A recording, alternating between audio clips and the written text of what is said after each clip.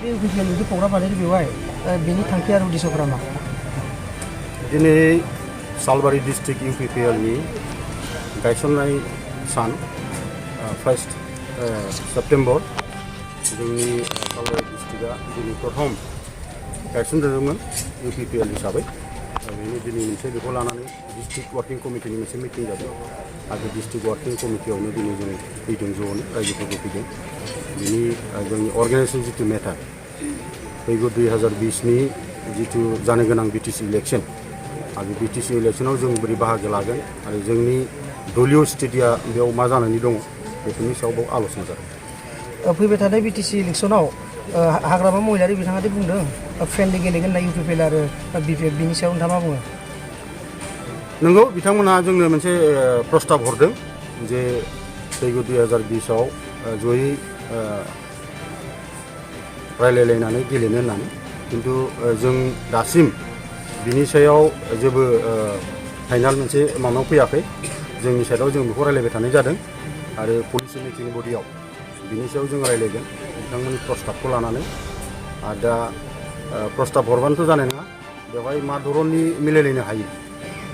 आरो बे मिलायलायनाया बबे बेसिसाव जागोन बेफोरनि सायाव जोंहा रायलायनांगौ दङ ओंखायनो जोङो दासिम बे प्रस्ताबखौ हरदोंब्लाबो जोंनिफ्राय जोङो फाइनाल खालामनाय जायाखै। फैबाय थानाय समाव हिरावर सारा बिथाङा बुंबाय थादों माखासे समाव बिथाङा बिटिसिखौ दखल खालामनो बुंबाय थादों बिनि सायाव सारा मा बुङो? नंगौ आं खोनानो मोन्दों बिथाङा बुंबाय थादों पेपार कागजबो बुंदों बिटिएडि आर्मि बा बिटिएडि सेना दानायनिबो बाथ्रा बुंदों किन्तु एमपि इलेक्सन आरो बिटिएडि इलेक्सनजों गोबां तफात दङ। बिटिएडि इलेक्सना बेवहाय बिटिएडि ओनसोलाव थानाय बिभिन्न जाथि जनगोष्ठीनि माखासे समस्याफोर दङ बे समस्याफोरनि सायाव सिन्था खालामलायनानै रायजो राजाफ्रा भटखौ होयो। एमपि इलेक्सननि जिथु माबामोन सिटुवेसनमोन बे सिटुवेसना एसे बेलेगमोन आरो बिनि थाखाय बेलेगखै सिन्था खालामो रायजोफ्रा दा बिटिएडि दखल खालामनांगौआ नब कुमार सरननि थाखायथ' गोरलै बाथ्रा नङा दा जेखि जाया मानो बिथाङा बेखौ राजनितिक भाबै बुंदों बे बिथांनि बाथ्रासै किन्तु एथ' गोरलै बाथ्रा नङा बिटिएडि दखल खालामनाय। फैबाय थानाय बिसायख'थियाव इउपिपिएल हिसाबै देरहानो हागोन नामा? निस्सय आंथ' बुंगोन फैगौ 2020आव जोंनि इउपिपिएलआनो सरकारखौ दागोन खारन 15-16 बोसोर जाबाय दानि जिथु सरकार हाग्रामा दैदेननाय जिथु सरकार आरो बेवहाय गोबां रायजो राजाफ्रा गोखै गोखा गोदै गासिबो मोनजाजोब्बाय आरो दा मोनसे बिटिएडिआव सोलायनाय नांगौ बे बुस्थुखौ बयबो बुंदों दा ओंखायनो निस्सय आरो सोलायनायखौ रायजोफ्रा लाबोगोन। তাতে উদ্দেশ্য কি আপনার? আমি বিভিন্ন জায়গা ঘুৰিছিলো আজি হৈছে ইয়াতে সালবাৰী ডিষ্ট্ৰিক্টত খবৰ ল'বৰ কাৰণে আৰু আপোনালোকৰ সালবাৰীটো আমি হিচাপত ইয়াতে মিটিং মাতা হৈছিল সেই হিচাপত আমাৰ যিমান ডিষ্ট্ৰিক্টৰ কৰ্মীকৰ্তাসকল আছে আমাৰ চেণ্ট্ৰেল কমিটি উপস্থিত আমাৰ চেলবিলাক যিবিলাক আছে মই এছ টি প্ৰেচিডেণ্ট হয় নাৰায়ণ মজুমদাৰ আমাৰ কৰ্মীবিলাক আমাৰ ওমেন চেল অলপ নিৰাশ ওবিচি চেল মাইনৰিটি আমি দেখিবলৈ পাইছিলোঁ তেওঁলোকে গোটেই আমি লগ খাইছোঁ আমাৰ সন্মুখত যিটো আমাৰ বিটিচি ইলেকশ্যন এই বিটিচি ইলেকশ্যনত ৰাইজৰ যিটো অভাৱ অভিযোগ সেইটো পূৰণ কৰাৰ অৰ্থে আমি জোৰদাৰভাৱে যিকোনো পৰ্যায়ত আমি জোৰদাৰভাৱে এইবাৰ অৱতীৰ্ণ হ'ম। ইউপিপিএল হিসাবে কিমান প্ৰভাৱ কৰিব?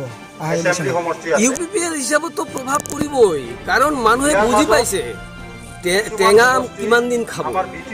টেঙা আম খাই খাই পাব্লিকবিলাক হাবাথুৰি হৈ গৈছে দাঁত ঠাত চব টেঙা হৈ গৈছে গতিকে এতিয়া মিঠা আম খাব বিচাৰিছে মানুহে। হীৰা চৰণীয়া যে দখল কৰিম বুলি কৈছে বিটিচি ইয়াৰ বিষয়ে আপুনি কি কোৱা? হীৰা চৰণীয়া যিটো চাল হীৰা চৰণীয়া যিমান আমাৰ বিটিচিত যিটো প্ৰভাৱ পেলাইছে এই বিটিচিৰ মানুহক ঠগিব বিচাৰিছে আমাৰ বড়ো ভাইসকলক আৰু বিটিচিৰ যিমান জনগোষ্ঠী আমি বিটিচি শান্তিত বসবাস কৰি আছোঁ এওঁলোকক ঠগিব বিচাৰিছে বিটিচিত অশান্তি বিস্তাৰ কৰিবৰ কাৰণে এটা ষড়যন্ত্ৰ চলাইছে হীৰা চৰণীয়াই। গতিকে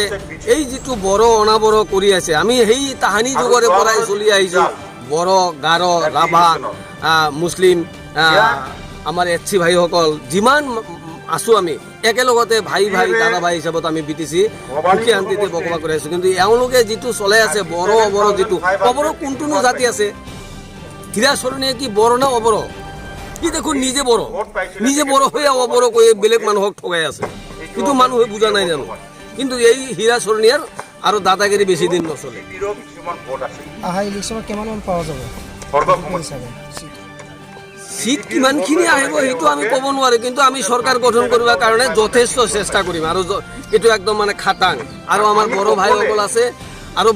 আমাৰ বিটিচি এৰিয়াত যিমান জাতি জনগোষ্ঠী আছে সকলোৱে এইবাৰ বিটিচিত আমাক ভোট দিব UPPLক ভোট দিব এইটো আমি আশা ৰাখিছোঁ আৰু আমি কাম কৰি আছোঁ আজি প্ৰগ্ৰামত কিমানমান মানুহ হৈছে আজি প্ৰগ্ৰামত তেনেকুৱা মানুহ এতে ধৰক 2000 3000 মান তেনেকুৱা 2000 কোনোবা মানুহ জইন হৈছে নেকি তাতে জইন হৈ যাওঁ BPFৰ পৰা কিছুমান আমাৰ ৰাভা ভাইসকল